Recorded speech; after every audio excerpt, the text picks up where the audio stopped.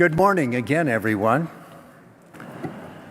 I'm sorry about the microphone situation at the beginning of Mass, but I had my microphone down on my navel.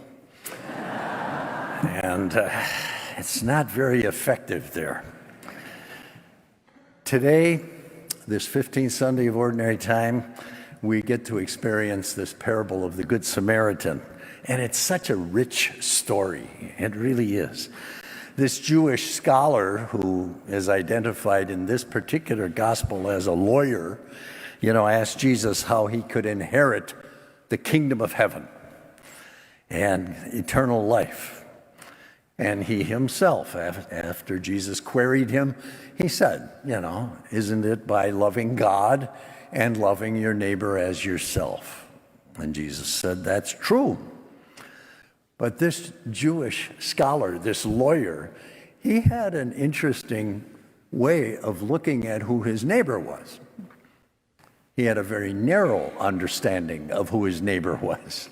His neighbors were people who were Jewish, who were part of the Jewish scribes, for example, and the Pharisees and so on. This is the way he viewed his neighbor. And so he was looking for Jesus to back him up on that, to stand behind him with that perspective of what a neighbor is and who a neighbor is and who his neighbor is.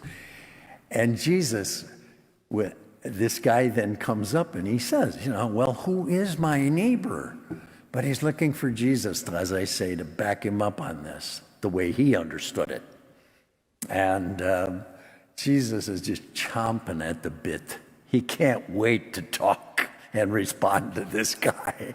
And of course he does. And he comes back with just the most beautiful message to this man and identifies the fact that your neighbor is really all those who maybe aren't even like you and don't see things the way you see things. And that's who your neighbor is. It's the broader spectrum. It incorporates everyone. So Jesus goes on to share a parable. And the parable is the parable that you and I know as the Good Samaritan. And that compassionate Samaritan. The two Jewish people, and this was a Jew, who was beaten up and left half dead and robbed. His Jewish brothers did not stop. They went to the other side of the street, the priest and the Levite. And now the Samaritan comes by. And it's interesting because when Jesus uses this story of the Samaritan, I could just imagine what was going on in the mind of that lawyer.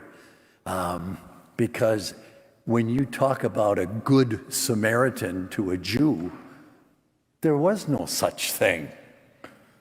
They hated the Samaritans, And so this was a joke if you think there's a good Samaritan, But anyway, this Samaritan ends up giving first aid to this guy who's been beaten and left half dead. He takes him eventually to an inn, and there he cares for him for a day, and then he needs to move on for some reason, and he leaves a couple of denarii behind with the innkeeper. And those couple denarii, that was a lot of money.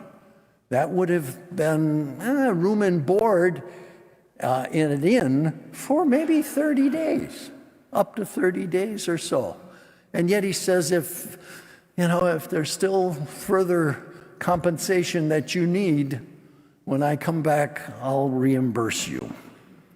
So such a heart on the part of this Samaritan. But all of this is a message not just for this particular lawyer. You and I are the lawyer. You and I are that scholar, and we are challenged about who we see as our neighbor. because we often limit, that perspective in our own life. And yet, Jesus challenges us really to go out and to be a life giver to all people, to be a servant, to have compassion, to be understanding, and, to encourage somebody, to forgive somebody, to thank somebody, to serve somebody, to help all those who are mistreated, to pray for others and respect others, all others, across the board. These are our neighbors, all those people. And so we need to remember, as it's told us in the scriptures from Paul today, that God dwells in everyone, not just in the ones we think he's in, but in everyone. And so whether it's Caucasian or African American or Hispanic or Democrat or Republican or Russian or Taliban or Muslim, Hindu, or Jew, and you can just go on with that list, God dwells in all of them. And we are to respond to where God is found in all people. And so to open our hearts, we had that beautiful introductory song that was done, prelude, that was done here about loving God and one another today. And go back to the words in there. It's in your order of worship, and look at some of those words as a reflection. Remember, Jesus' last command was what we were singing about, what the choir was singing about. And that command was, love one another as I have loved you. Love one another, all others, as I have loved you. In God's eyes, we are, just as he said to that lawyer, we are to consider everyone as our neighbor. We are to love God by loving our neighbor. And so, a simple message, but boy, this parable is just such a real strong enlightener for us in our lives.